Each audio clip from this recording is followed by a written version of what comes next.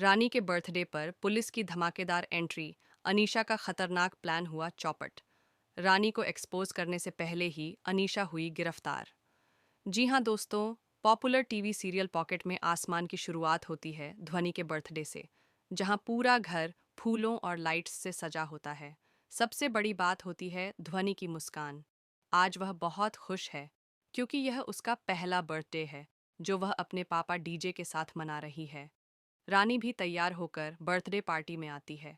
जैसे ही ध्वनि डीजे का हाथ पकड़ती है और फिर अपनी माँ रानी का हाथ पकड़ती है, वह दोनों को स्टेज पर खड़ा कर देती है। पूरा माहौल इमोशनल हो जाता है।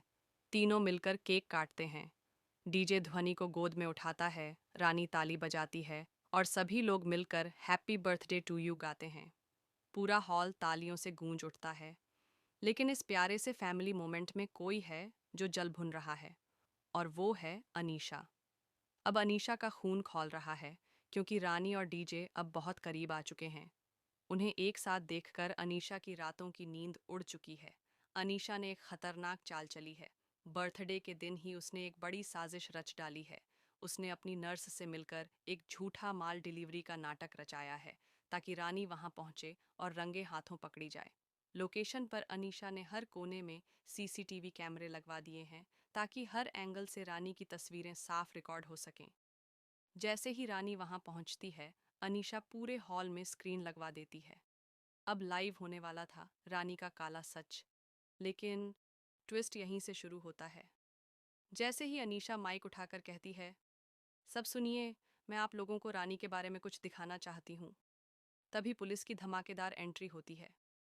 बर्थडे पार्टी में सभी की आंखें फटी की फटी रह जाती हैं, क्योंकि पुलिस रानी की नहीं, बल्कि अनीशा की गिरफ्तारी करने आई होती है। ड्रामा अपने चरम पर पहुंच जाता है। पुलिस बताती है कि असली मास्टरमाइंड अनीशा ही है, जिसने फर्जी केस बनाकर रानी को फंसाने की कोशिश की थी।